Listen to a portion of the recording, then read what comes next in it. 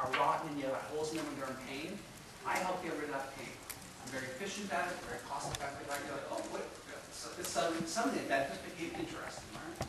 And so if you take guys like Charlie Rose, Charlie, what do? You might say I'm a journalist and wants to be whatever, but he said to you, when there are amazing things happening in the world, what I do is have very dynamic conversations with them, and then those conversations are broadcasted so everyone can share them and take part. Isn't that more interesting?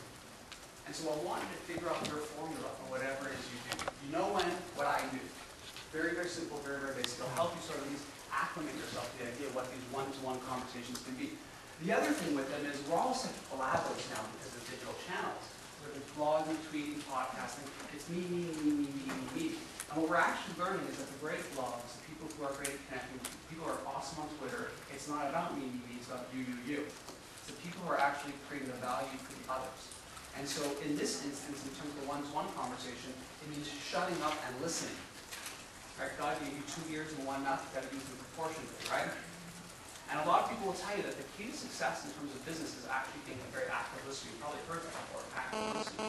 And in these one-to-one conversations, nothing really true, because what happens is when you're listening to what people are saying to you, you can hear their areas of pain and struggle, you can hear their areas of successes, and then you can act on those areas. Very, very basic, very, very simple. So I'll give you a quick example of sort of that idea. I was with a CEO of a major company, and we were talking about whatever and whatnot, and then on Sunday afternoon I got this fax, which was strange because I never get faxes, through my office. It was like a New York Times article, and it was from the CEO. And I spoke to them later in the day, or the next day, as the week was over, and I said, thanks so much for sending the article. And the person was like, yeah, you know what? It was like Sunday afternoon, I was on my deck, reading the New York Times, saw this article, and thought of you because in the conversation you said how you had a challenge with such and such thing, and this article actually really answered it. And so 2 things happened. One is I realized the power of listening. This is a very busy CEO who in theory was probably interested in what I had to say to them, but they were actually more interested in what I had to say. And the other side is go back to that mental tattoo. Here's some really well-known CEO in his underwear on Sunday thinking of me. Pretty cool, right? And so that was the amazing power of the internal conversation and the one-to-one conversation where the bridge works. And you'll see if you actually start thinking now about the best relationships you have and most success you've had in life, whether it's personal, community, whatever, it's usually tied directly to the person was listening actively and you felt special. And so you kept furthering along your relationship and building a relationship as it worked. The challenge with the one-to-one conversation, the reason why I say it's so awkward and hard, is because we're brought up with one very, very simple premise. All of us as kids were told, what about strangers? Don't talk to strangers, right? Never talk to strangers, because they're going to murder you, right? Now, we're older guys. We're all smart, fairly lucid. Always talk to strangers. Always talk to strangers. Now, I'm not saying to go out into the depths of downtown Detroit and find an alleyway and walk into a lot of people. I mean, if you look at this room, how many people are 70, 80 people, right? Interested in the same thing you are. Speak to them, connect them. You have no clue where those relationships might lead. And so, but it's hard, right? Like that, the idea of always talking to strangers fundamentally goes against everything you've ever been told, doesn't it? But it's not really true. You were only told that a couple times when you were 3 years old.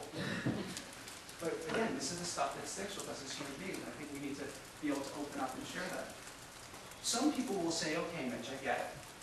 Internal conversation, values, goals, beliefs, one-to-one, you can connect better with people. But at the end of the day, for me to succeed, it won't work. Because it's all about who you know. Is that how you feel about life sometimes? If you're trying to succeed in life, it's like, listen, it's just all about who you know. We actually know that that's not true. It's not about who you know. It's about who knows you. And that's the difference. And that's the power of living in one-to-one conversations. Your ability to be engaging and interested to the point where people are like, hey, oh, you want to talk about trade? You should definitely look up what's like digital. Or, personal branding, you should really get caught. Because that's what it's about. It's not about who you know, it's about who knows you. And then plug in. We have all these tools. I heard you guys talk about this earlier. Google Alerts, TweetDeck, Twitter Search. You can actually create a platform by which, and we do this for clients all the time. We work with some big banks, big telecommunication companies, and what I do is I go into Google Alerts and I set up all these alerts for their brand, the people who work in their company, all their competitors, the industry they serve, and all I do, totally free, is I send them stuff. Hey, I don't know if you saw this news item, really interesting editorial on the FTC laws. And what they're saying when they get this stuff is, wow, he really cares. He's listening to our industry, he's learning, and he's also giving us great information. The ability for you to plug into other people being an active listener is so easy and simple. I can't believe more people don't do it. And you can take it even further. How many times you list someone and you mention a great book, right? So how do you mention whatever you like? How many times does that happen, right? And if you're having a conversation where it's valuable, go back to your office, there's something called Amazon.com, send them the book that we're talking about. What does that cost you? $17? You've got your own money, you've got your own allowance, you don't have to ask daddy for allowance. Just do it. And a lot of people, again, entrepreneurs really understand it. That's how you make it. Because what happens is, every time you look at that book, you're going to remember, I sent it to me, I'll just have lunch with him. How amazing. Amazing way to have a one-to-one connection with someone. You don't have to, again, you can buy something like that, but you don't have to. Just free news items is one of the simplest ways to do that. Get that on the you saw the news item, but you're still touched that the person actually thought enough to forward it to you.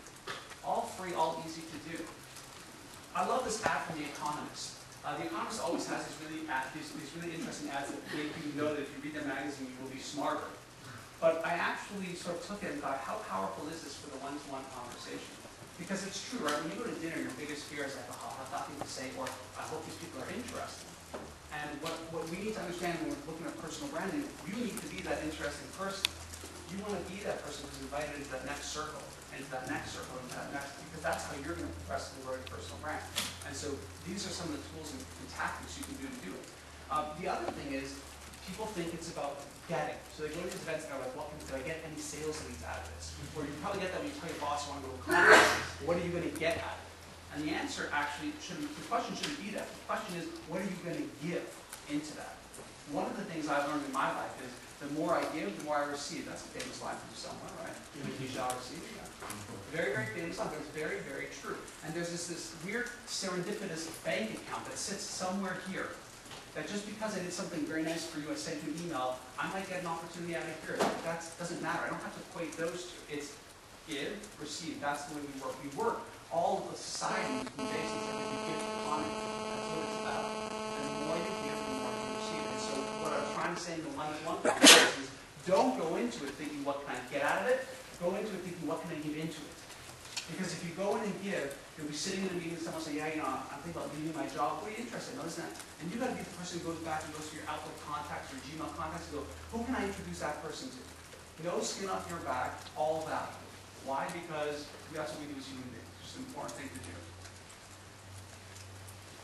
Values, goals, and beliefs are internal conversation. One-to-one conversation, how do you connect to people individually, how do you make those things connect? Then we get stuck in this one.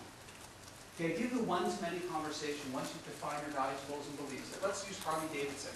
Values, goals, and beliefs, have old people be afraid of me, right? 43-year-old accountant. One-to-one conversation, test drives. People get on the motorcycle, they feel the wind beneath their seat. If they had hair, if I had hair, when your hair has it feel, it's making you feel, all that sort of stuff. And then Harley has a really challenging situation where they have to now tell millions, billions of people about this great world. Great product, this great lifestyle. Prior to the digital channels, we as individuals